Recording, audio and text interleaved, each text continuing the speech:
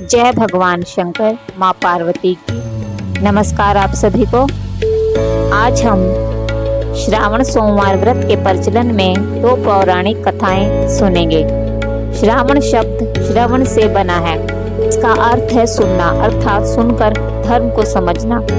वेदों को श्रुति कहा जाता है, अर्थात उस ज्ञान को ईश्वर से सुनकर ऋषियों ने लोगों को सुनाया।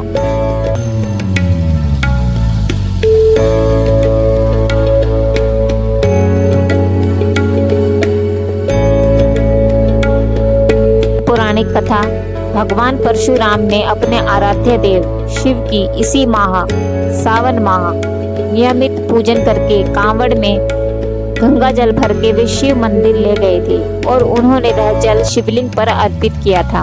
अर्थात कांवड़ की परंपरा चलाने वाले भगवान परशुराम की पूजा श्रावण मास में ही की जाती है। भगवान परशुराम श्रावण मास के प्रत्येक सोमवार को कांवड़ में जल लेकर श्रावण मास के प्रत्येक सोमवार को कांवड़ में जल ले जाकर शिव की पूजा अर्चना करते थे। शिव को श्रावण का सोमवार विशेष रूप से प्रिय है। श्रावण में भगवान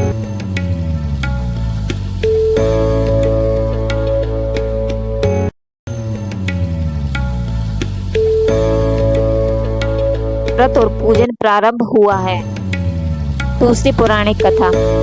इस संबंध में पौराणिक कथा यह है कि जब शिव ने बताया कि जब देवी सती ने अपने पिता दक्ष के घर में योग शक्ति से शरीर त्याग दिया था, उससे पहले देवी सती ने महादेव को हर जन्म में पति के रूप में पाने का प्रण किया था।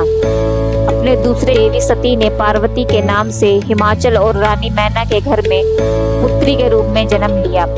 पार्वती ने युवावस्था में सावन महीने में निराहार रहकर कठोर व्रत किया और उन्हें प्रसन्न किया, जिससे महादेव ने उनसे विवाह किया। यह माह विशेष हो गया। सावन के पहले सोमवार के दिन जो ये कथा पढ़ते हैं उनके शीघ्र ही विवाह होते हैं। सावन का महीना भगवान शिव को समर्पित होता है। इस महीने के पहले सोमवार का विशेष महत्व है। इस दिन व्रत रखने, व्रत कथा सुनने का बहुत महत्व है। हिंदू पंचांग के अनुसार सावन माह के पहले सोमवार के दिन व्रत रखने का विशेष महत्व है। इस दिन भगवान शिव की विधिवत पूजा करने से व्यक्ति की मनोकामनाएं पूर्ण होती है। विवाह में आ रही सभी समस्याओं से छुटकारा मिलता है।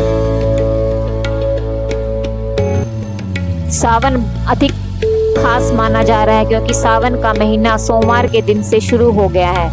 ऐसी मान्यता है कि सावन माह में कुंवारी कन्याएं व्रत रखें, पूजा अर्चना करें, उन्हें मनचाहा जीवन साथी मिलता है। साथ ही भगवान शिव के साथ माता पार्वती की कृपा भी प्राप्त होती है। सावन के पहले सोमवार के दिन आप भी व्रत रख रहे हैं तो इस दिन व्रत कथा पढ़ना सुनना बेहद जरूरी है। एक धनी व्यापारी था। वह भगवान शिव का बहुत ही बड़ा भक्त था। उसे धन दौलत की कोई कमी नहीं थी, लेकिन इतना सब होने के बावजूद यह बेहद दुखी रहता था। ऐसा इसलिए क्योंकि उसकी कोई संतान नहीं थी। पुत्र की चाह के लिए वह दिन रात भगवान भोलेनाथ की आराधना करता था। साथ ही हर सोमवार को व्रत के साथ साथ विधि विधान से भगवान शिव की पूजा करता था। व्यापारी की भक्ति देखकर एक दिन माँ पार्वती ने भोलेनाथ से कहा, यह व्यापारी आपका सच्चा भक्त है, प्रभु आप इसकी मनोकामनाएं पूर्ण कीजिए। तब शिव जी ने माता पार्वती से कहा कि इस साहूकार के कोई पुत्र नहीं है, इसके कारण यह हमेशा तब माँ पार्वती ने कहा कि प्रभु आप इसे वरदान दे। इस पर महादेव ने कहा, देवी पार्वती, साहूकार के भाग्य में पुत्र का योग नहीं है। ऐसे में अगर इसे पुत्र प्राप्ति का वरदान मिल गया तो वह केवल 12 साल की आयु तक ही जीवित रहेगा। यह सुनने के बाद माता पार्वती ने कहा कि आपको साहूकार को पुत्र का वरदान देना ही होगा, अन्यथा भक्त आपकी पूजा क्यों करेगा। माता के बार बार कहने से भगवान शिव ने साहूकार को पुत्र का वरदान दे दिया, लेकिन वह केवल 12 साल तक ही जीवित रहा।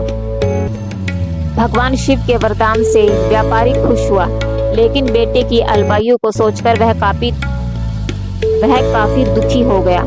बेटे के जन्म के बाद भी व्यापारी नियमित रूप से भोलेनाथ की पूजा अर्चना करता था, सोमवार का व्रत रखता था।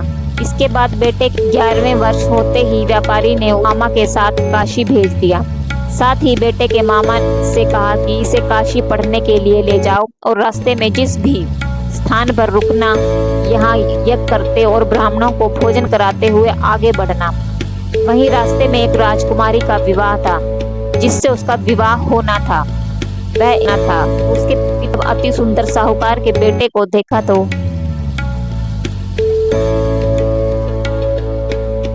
उसके मन में आया कि क्यों ना इसे ही घोड़ी में बिठाकर शादी के सभी कार्य संपन्न किए जाएं।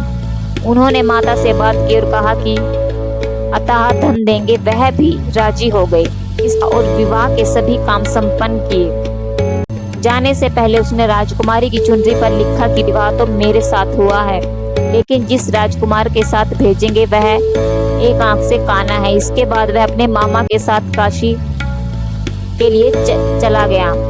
उधर जब राजकुमारी ने अपनी चुनरी पर यह लिखा हुआ पाया तो उसने राजकुमार के साथ जाने से मना कर दिया। राजा ने भी अपनी पुत्री को बारात के साथ विदा नहीं किया। बारात वापस लौट गई। उधर मामा और भांजे काशी पहुंच गए। एक दिन काशी में यज्ञ के दौरान भांजा बहुत देर तक बाहर नहीं आया तो मामा ने अंदर जाकर देखा तो भांजे के प्राण निकल चुके थे। मामा रोने लग गया। उसी समय वहां भगवान शिव और पार्वती जा रहे थे। माता पार्वती ने शिव से पूछा कि प्रभु ये कौन रो रहा है। तभी उन्हें पता चला कि शिव जी के आशीर्वाद से जन्मा व्यापारी का पुत्र है। तब माता पार्वती ने कहा स्वामी इसे जीवित करें, अन्यथा रोते रोते इसके माता पिता के प्राण निकल जाएंगे। भगवान शिव ने कहा पार्वती इसकी आयु इतनी ही थी, वह भोग चुका है। लेकिन माता पार्वती के बार बार कहने पर शिव जी ने उसे जीवित किया। व्यापारी का पुत्र ओम नमः शिवाय करते हुए जी उठा। मामा भांजे दोनों ने भोलेनाथ और माँ पार्वती माता को धन्यवाद किया और अपनी नगरी की ओर लौटे। तभी रास्ते में वह गिर पड़ा और राजकुमारी ने उन्हें पहचान लिया। राजा ने राजकुमारी को साहूकार के बेटे के साथ बहुत सारे धन धान्य के साथ विदा किया। इसके बाद वो अपने गांव पहुंचे, जहां साहूकार अपने बेटे और बहू को देखकर बहुत प्रसन्न हुआ। उसी रात साहूकार को स्वप्न में शिवजी ने दर्शन दिया और कहा कि तुम्हारे पूजन से मैं बहुत प्रसन्न हूँ। इसी प्रकार जो भी व्यक्ति इस कथा को पढ़ेगा, सुनेगा, उसकी सभी परेशानियां दूर हो जाएंगी, साथ ही हर अधूरी इच्छा भी पूर्ण होगी। इसी तरह आपकी भी सभी इच्छाएं पूर्ण हो जाएं, भगवान शिव और मां पार्वती की कृपा से। ओम नमः शिवाय।